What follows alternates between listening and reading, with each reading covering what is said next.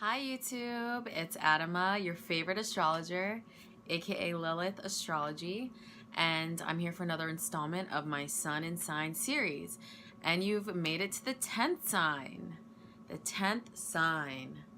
The 10th sign, Capricorn. The goat, its symbol. Capricorn, Capricorn. So we're actually in Capricorn season right now, so I think this video is very relevant. I live in New York City, and if you live here too, tonight, the night that I'm actually filming this video, it's freezing outside.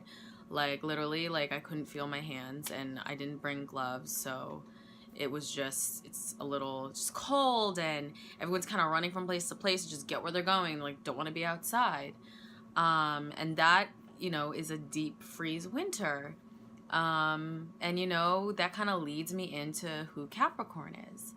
So Capricorn, the 10th sign of the zodiac, ruling the 10th house of the birth chart.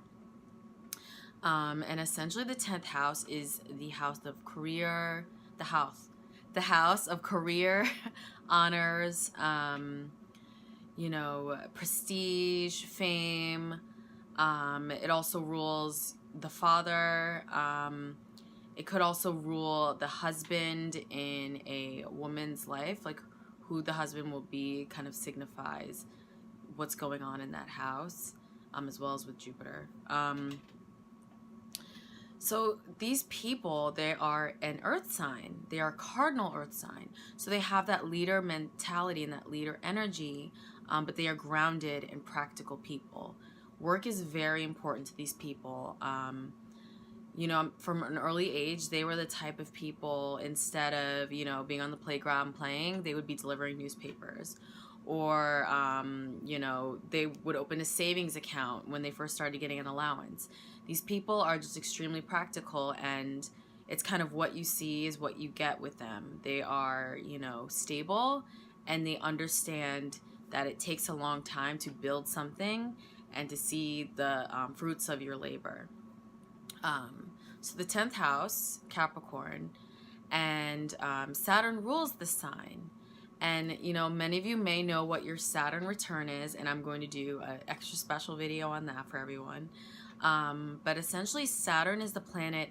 It's different. It's like kind of the opposite of Jupiter. It's kind of Jupiter's arch nemesis, you know. It's, instead of expansion, luck, and growth, it's limitations, harsh lessons. It's the father, you know. It's, you know, you steal a cookie from the cookie jar and your dad's like, no, that's not what you need to be doing. Go to your room and learn your lesson. That's Saturn. So these people carry that energy with them, and that makes them understand that life isn't a game. And if you want to get somewhere in life, you need to study, and you need to learn, and you need to go to work. And you really need to apply yourself in order to see the fruits of your labor. And that's just a wonderful thing to offer to the world. You know, we need people like that in the world. You could totally see a Capricorn as a doctor, because they have the stamina to withstand, you know, medical school for 10 years and run a practice. They're very grounded, stable, extremely intelligent people. So they can lead a team and be kind of that grounding force, to make sure that everyone feels stable in order to build on a stable foundation. So these people can run a company, they can work in things like, you know, operations, management of systems. You know, the 10th house rules cities and the systems of cities, and how, you know, living in New York City, I totally see, you know, Capricorn-esque energy with just how, you know, everything is systematic, and that's Capricorn. So these people really understand hard work. And their life is not just about work.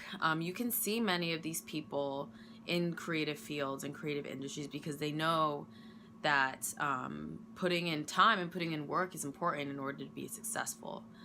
As far as compatibility, a great match for a Capricorn, obviously the other earth signs, Taurus and Virgo, but Scorpio is actually a great stable partner, and Cancer. I'll get to Cancer in a minute, but Scorpio, since Scorpio has such deep, intense feelings, and they also are very work-oriented.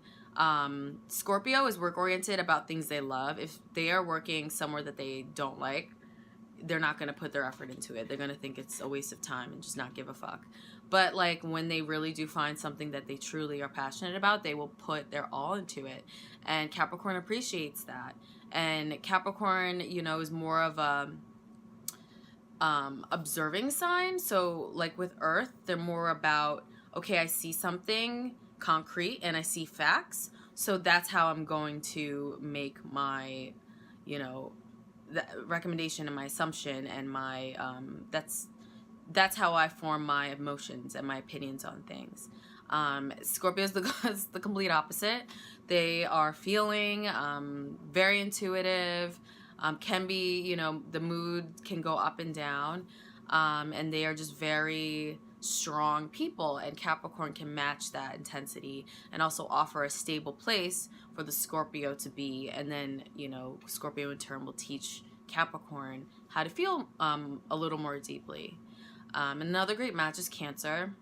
So Capricorn representing a father archetype of the zodiac, Cancer represents the mother archetype of the zodiac. So these two can build a great home.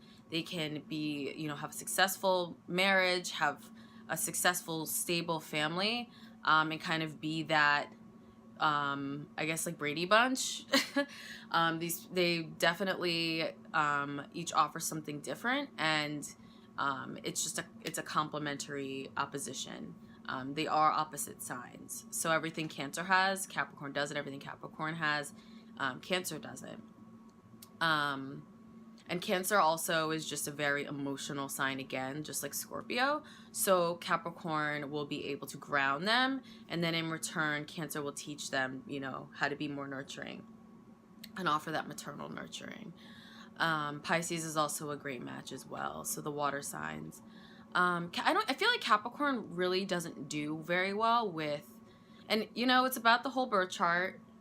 I've said it a million times in these videos, and I feel like I always want to say that when I'm talking about sun signs because it's way too general, because it depends on the rest of your chart. But Capricorn as a sun sign alone does not do well like some of the other, you know, water and earth signs could technically get along. They don't do well with fire, and they don't do well with air. They're just very practical, and that practicality and strength, it's just a lot, and it might be a little boring to a fire or air sign. Yeah, so the goat, I mean, essentially a goat is, it has longevity, you know, it can make it up to the top of a mountain over a long span of time and not get tired and not die. And they have horns, so they're strong. They're able to protect their family and their tribe, and they work, you know, they put in work. So these people offer something to the world that's so great. I mean, some of my best friends in my life have been Capricorns. They're just lovely people, and they care a lot about the people in their lives. They're very loyal people, and they're very stable. When they say they're going to be somewhere, like they're going to be there 10 minutes early. When they say they're going to do something, if they didn't do it, it's extraneous circumstances. Like, that's time to worry, because the Capricorn will always come through for you. And that's something that, you know, going back to Scorpio and Cancer, that's something that they need, because they're just so like all over the place and emotional and up and down, that having that stability grounds them and triggers something grounding in them. That's I think helpful, and it helps them, you know, create a life. So yeah, that is Capricorn. I'm Adama, aka Lilith Astrology. Please subscribe, tell all your friends, and also follow me on Instagram.